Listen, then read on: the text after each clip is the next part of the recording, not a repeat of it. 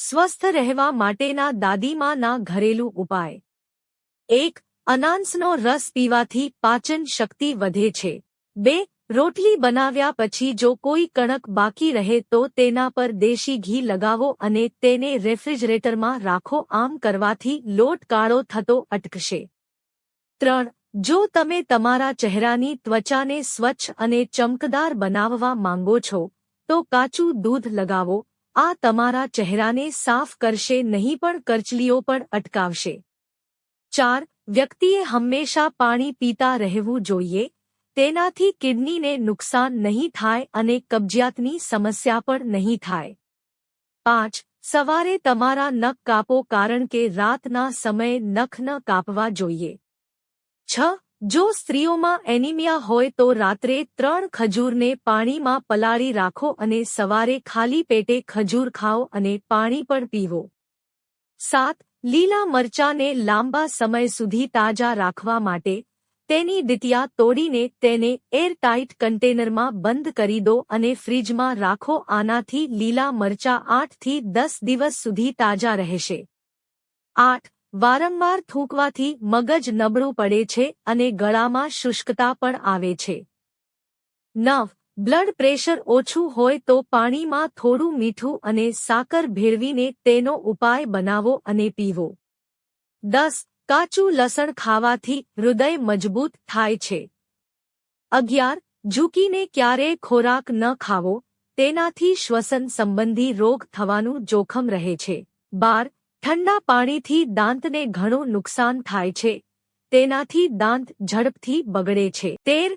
રાત્રે મગફળી ખાવાથી કફની સમસ્યા થઈ શકે છે।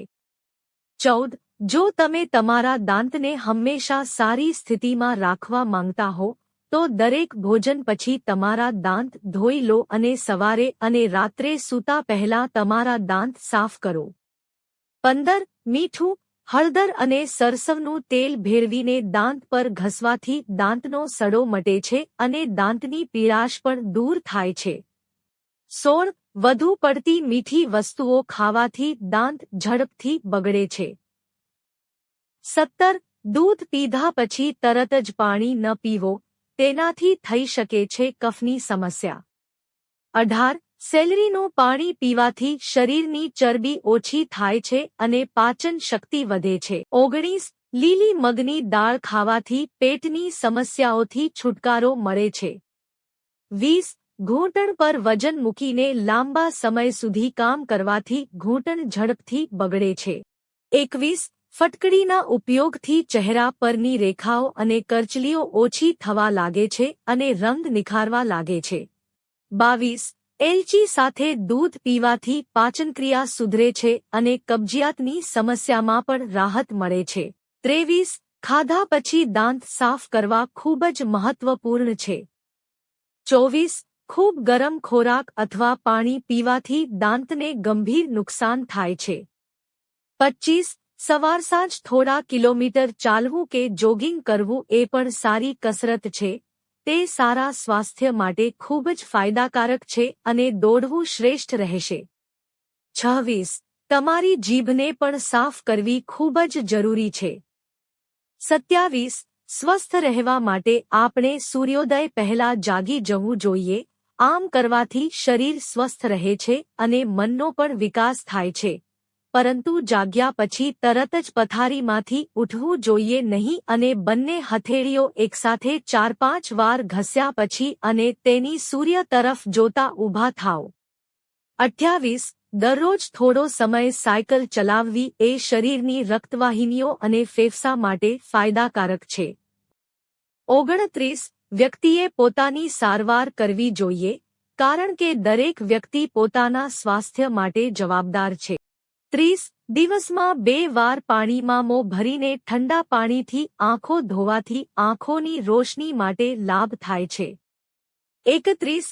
સ્થૂળતાનું મુખ્ય કારણ છે ચરબી અને મીઠા ખોરાક। આ ચરબી વધારે છે અને શરીરમાં આળસ અને સુસ્તીનું કારણ બને છે, તેથી આ ખોરાક મર્યાદિત માત્રામાં જ લો।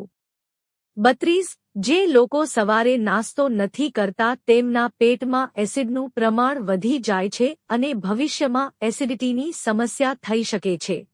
33 જે લોકો સૌથી વધુ શાકભાજી અને ફળો ખાય છે તેઓ લાંબુ જીવે છે અને તેમને હૃદયરોગ, ડાયાબિટીસ, સ્થૂળતા અને અન્ય રોગોનું જોખમ ઓછું હોય છે.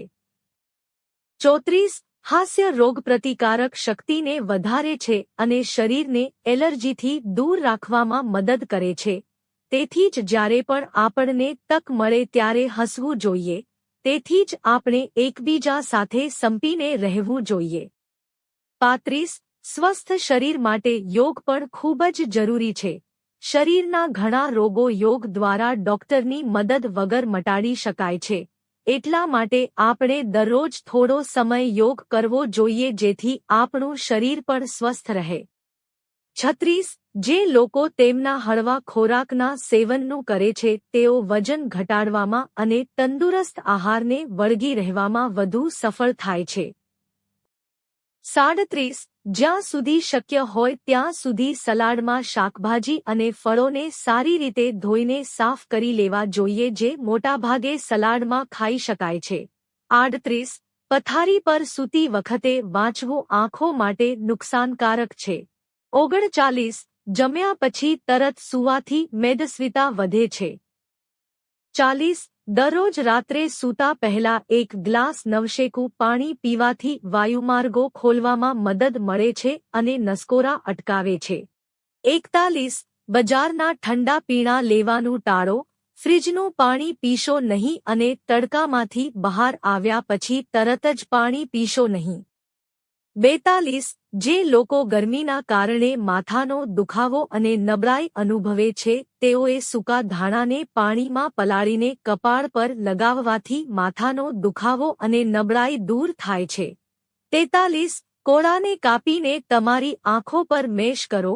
આ તમારી દ્રષ્ટિને તેજ બનાવશે. 44 બકરીના દૂધમાં વરિયાળી નાખીને તેને ગરમ કરીને પીવાથી તાવ ઓછો થાય છે. 45 ડાઘ દૂર કરવા માટે કારેલાની છાલને પીસીને તેમાં ટામેટાનો રસ મિક્સ કરીને લગાવો. તેનાથી ડાઘ સાફ થઈ જશે.